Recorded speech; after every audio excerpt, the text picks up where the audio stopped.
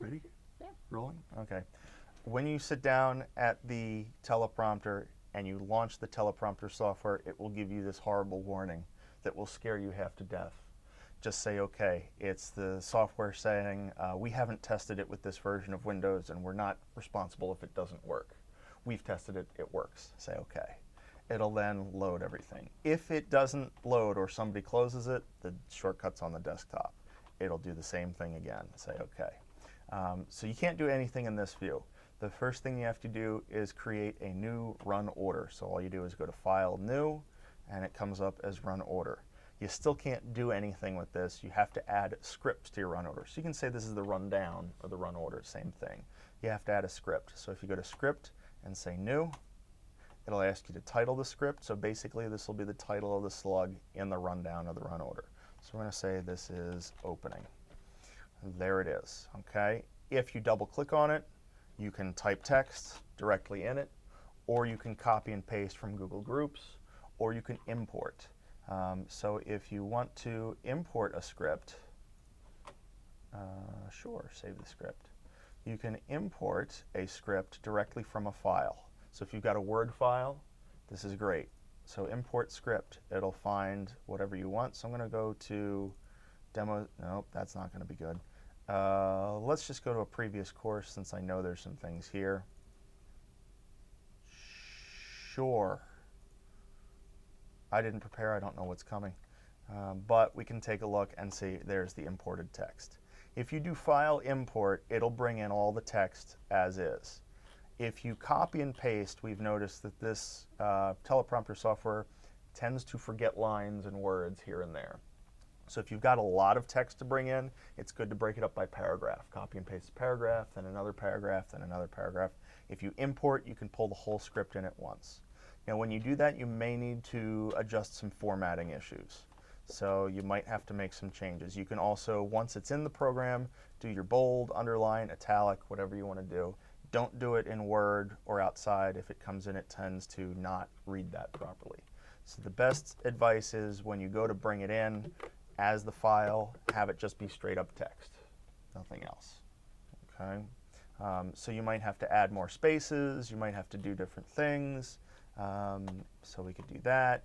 Once it's in the program, as I said, you can bold it. You can also change the color. So up here, some colors will show up on the prompter screen better than others. I know the red and the blue don't always show up very well, but the green and yellow do. So we could change it to yellow. So each different anchor or person could be a certain color, and we could have anchor B as green, and you can kind of reformat your script as you go. A lot of people don't take advantage of that, but I think it's a good thing to do, especially if you have a little time to do it. Okay. When you go to save, it'll ask you where to save. Make sure you pick an appropriate spot. You want to go to the current courses folder, the folder for your class. We'll use mine, and then save it. Let's call it sample rundown. And then it's saved. Always save before you go to prompt. Otherwise, in the middle of prompting, you might get a dialog box that pops up and says, this script is not saved. Would you like to save now? And that's always at the worst time. So when you go to prompt, you hit prompt and say begin prompting. And then it's in the mode. You use the wheel. You scroll the wheel to change the speed. Black will change direction. Red will reset. And then we're ready to go. So now some other tips. Hit escape. Escape on the keyboard gets you back to the main prompting mode.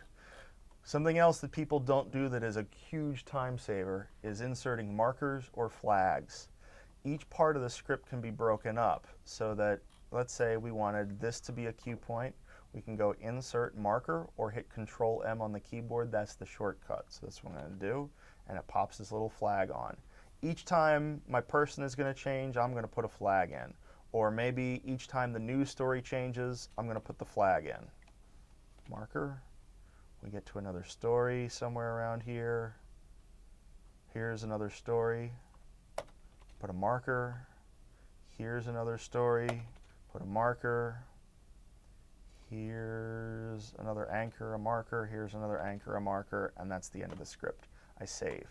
Now when I go to prompt, those markers disappear, but they become a shortcut for the red button. So if you're going in the forward direction, every time you hit the red button, it'll jump to your next marker that you've put in. so you can get through the script very easily. Every time you click, there it is, and there's the end of the script. If you go in the opposite direction, if you hit black to change the direction and you hit red, it'll go backwards through all the markers.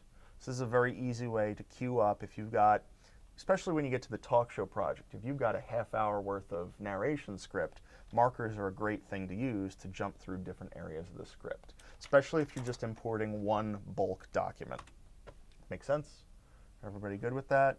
Something else you can do that isn't as widely used is to create separate scripts in your rundown. And these can all be ordered and numbered and moved. So I'm going to say new script. We're going to call it, let's call this A2. And I'm just going to, this is my sample script for A2. It is some wonderful text. Great. Save it. Close it. Yes, save. So then I'm going to create another script, and I'm going to call it A3, and say, this is my A3 script. It's not as wonderful as A2. Save, close. I can then drag and drop. So let's say I have my opening, I have then the script we imported, then I've got A2, and then I've got A3, and then you can renumber them. So this could be O1, and then this could be O2, and then we could call this A2, and then A3. So you can match a script to the rundown of your show. Then when you go to prompt, we save everything. When you go to prompt, you get this white bar for every single script break. So now when I roll through, and our markers are still active, so I can click through all the markers, but now when I get to the end, here's A2, there's A3, so on and so forth. So if you've got a very long script or a lot of logical breakup points, you can use the run order mode to create separate scripts and then arrange them in the order that you want. With all these tools, you can make it very easy to get through a script and prompt it for someone. Make sense? Okay. One other thing that always people run into problems with is the text is too small, the text is too big. You can hit Control A, which highlights everything in the current script.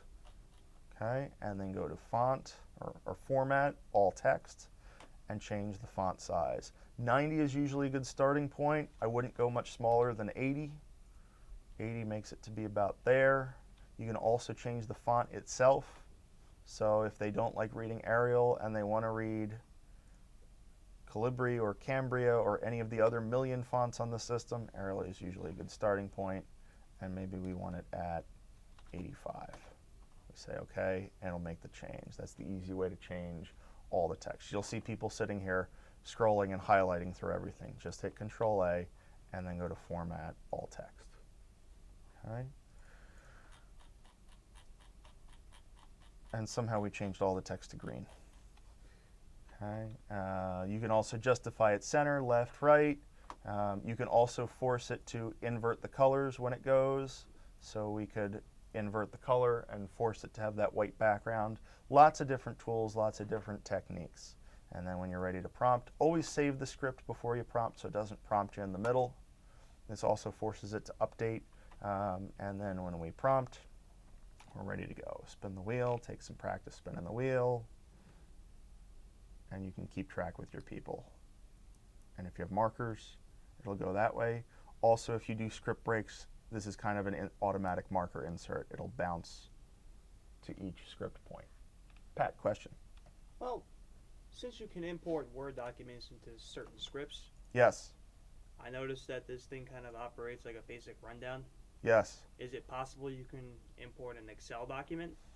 Never tried it, but you can try it if you want. For a TV1 project, I don't think there's anything that's that long that would require that other than a talk show at the end. But the other problem is then you would have to create each script for each document. It does create its files as a WSR file. If Excel can read that, I don't know. Or if Excel can save as a WSR, I don't know. But usually you want to create your run order here. This software or prompting software can connect with other professional news programs like ENPS or something like that, so that if you create a rundown in your software for scripting, it can see that rundown and reflect those changes. But we don't have any type of that software here. Meredith. You said in class that a lot of people like to read in bold. Is there a way to just change everything to bold, or would you have to retype it? Bold. There's not bold. caps. All caps. Yeah. That one, change case. And now it's all caps. Okay. Okay. If it goes back the other way, there, it goes back the other way. Now it's just all lowercase. You lose that. So it's easier to go to all caps than to go the other way around. Okay. But there you go. Format, change case. Okay. And suddenly it's all caps. Okay. Okay. So lots of things to play with. Most students don't get this far into it, but you should know how to in case they want extra tools or tricks and tips on how to use it a little bit better. Any other questions? And that's more in depth on the prompter than probably people will normally go, but it gives you a lot of options for using the prompter to your advantage. Okay, that's the prompter.